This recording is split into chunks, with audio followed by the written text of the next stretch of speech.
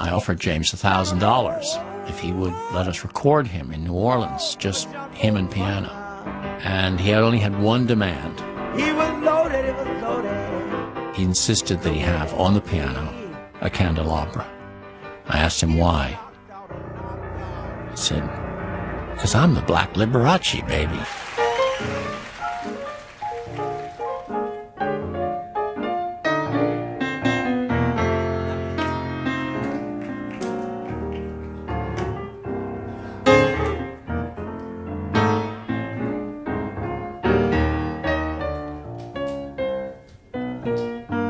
I'm the whining boy. Don't deny my name. I'm the whining boy. Don't deny my name.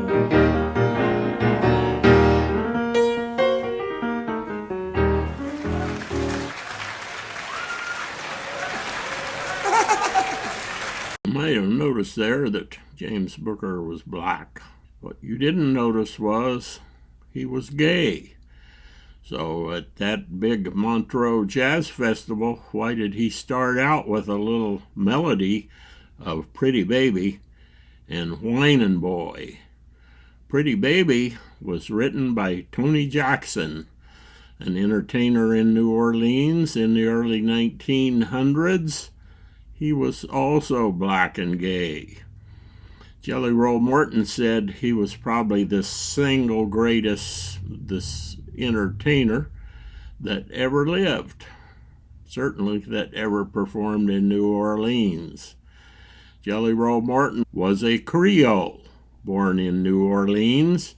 Whinin' Boy was one of Jelly Roll Morton's compositions, one of his nicknames, one of his theme songs. And like so much music from that period, it had sexual references.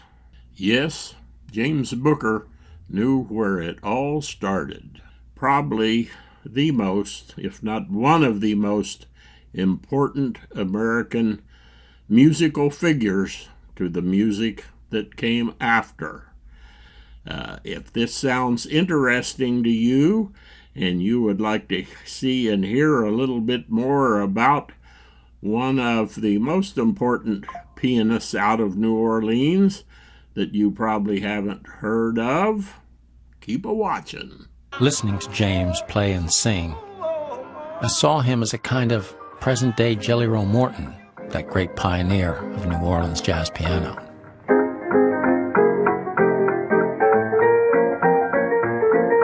He revered Jelly Roll, even joking on occasion that he was his reincarnation.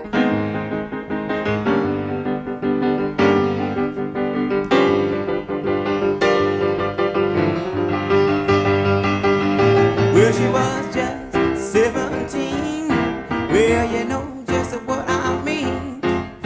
The way that she looked, it was beyond compare. Well, I'll never dance with another. When I saw her standing there, well, she looked right at me, and I really thought I could see. Before too long, I fall in love with her.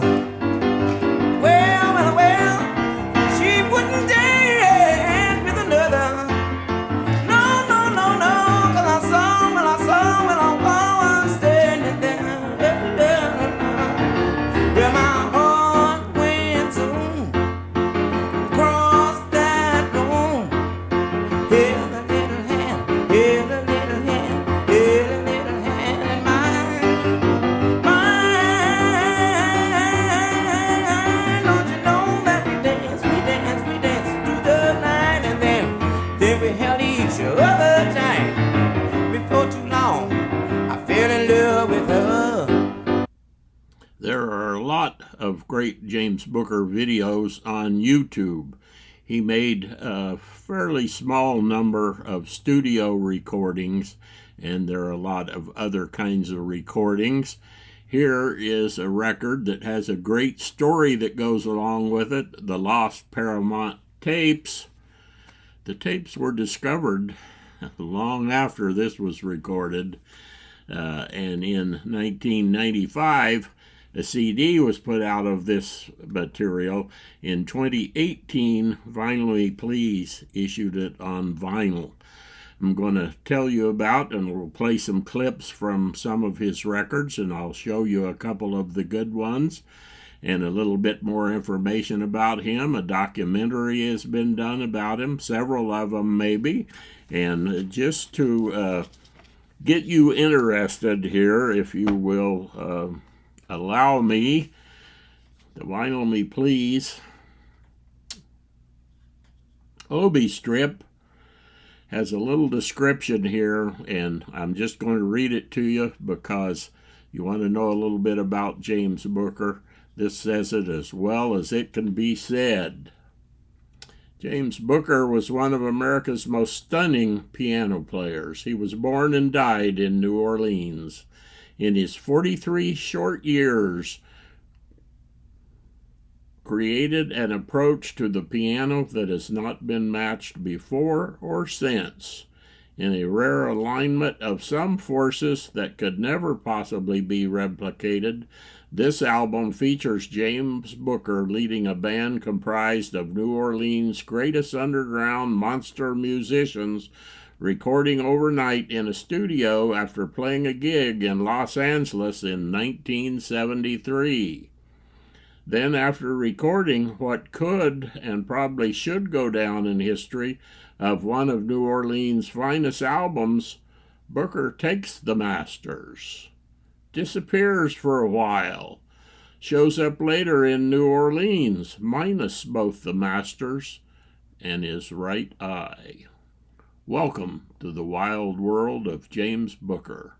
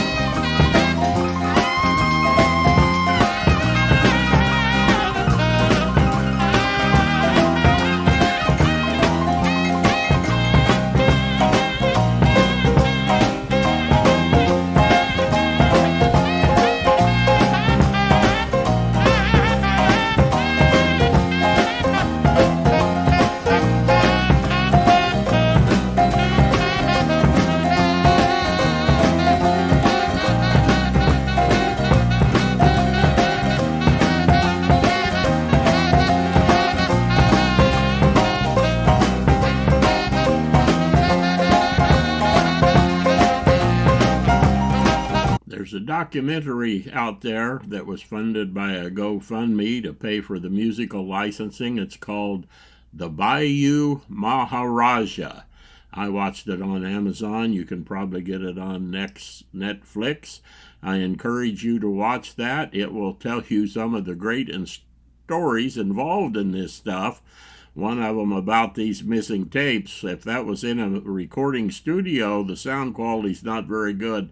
I'm not sure what the actual source of this material was, but if you watch one of these documentaries, you'll get some idea. Now, one of his famous tunes, not written by him, I thought it was written by him, Junko Partner. He called that his theme song.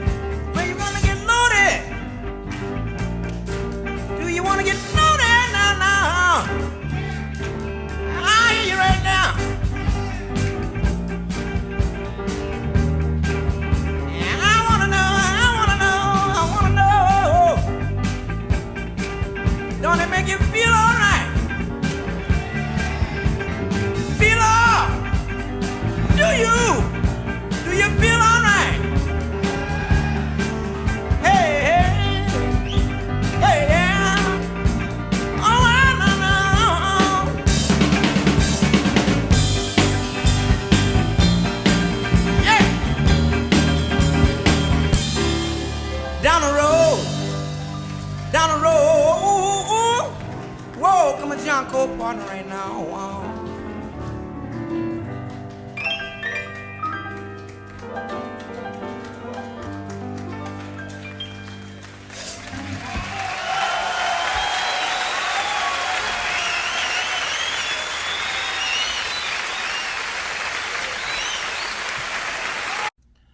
You might say James Booker had a sad life. If you watch one of the documentaries, I'm not going to recount all that stuff. I'm trying to show the music here. In 76 and 77, he toured Europe to great accolades.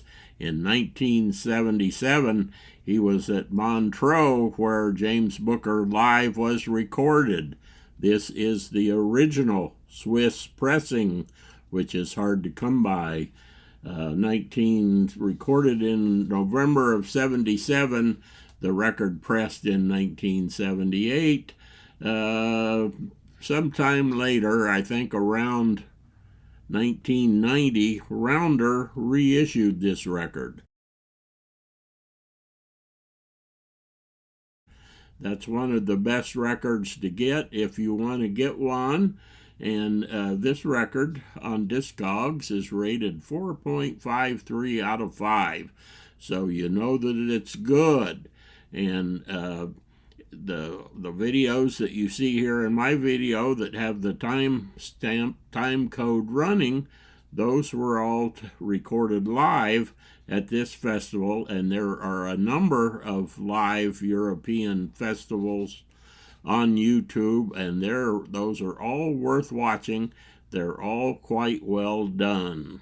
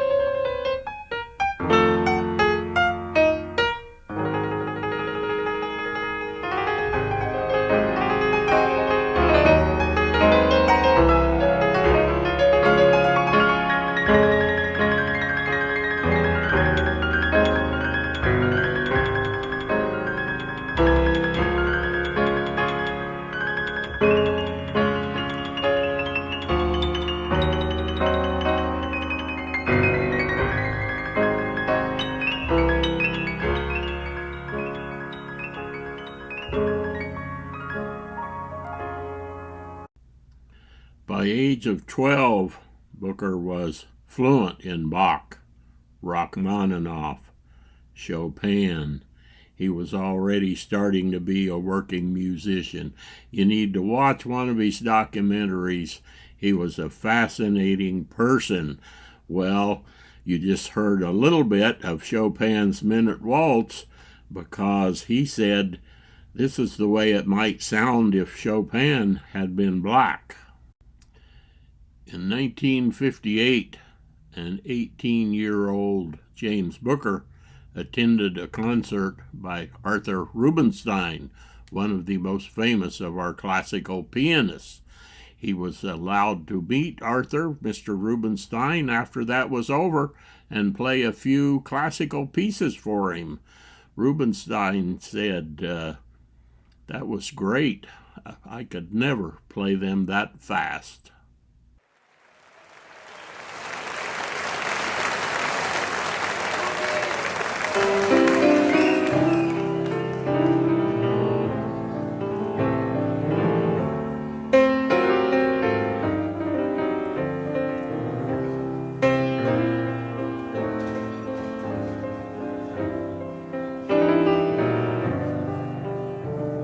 Heaven, please send to all mankind understanding and peace of mind. But if it's not asking too much, please send me someone to love. Someone to love. Show the world how to get along. Peace will enter when hate is gone. Many have considered him one of the most emotional of the great soul singers. Here he is on the New Orleans Jazz Fest stage with a young Harry Connick Jr., 13 years old, who worked with James Booker, and he brought him up on the stage to help him play a couple tunes.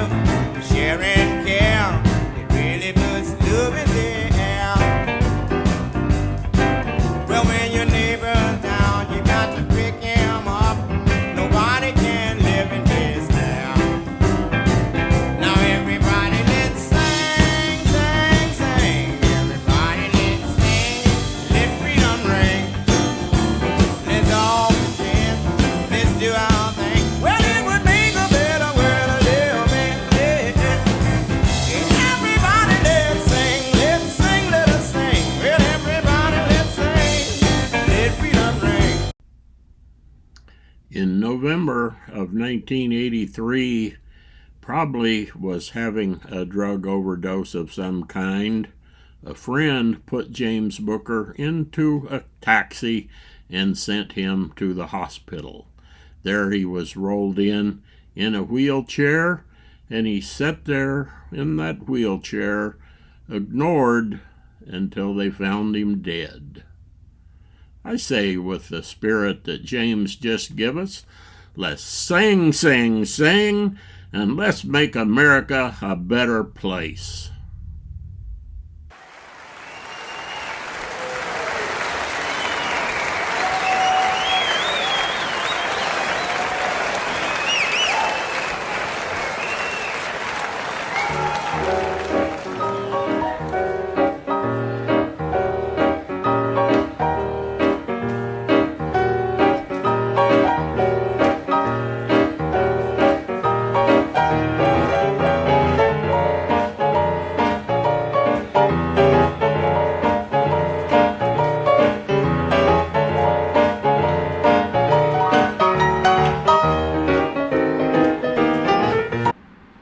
might still be a few of you left. Imagine that.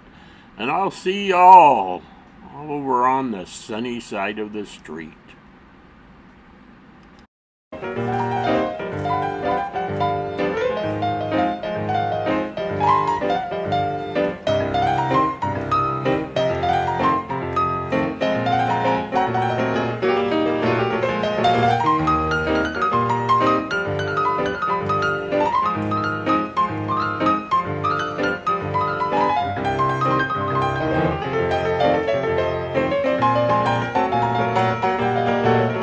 If I never ever get another cent, I still really wouldn't be so worried.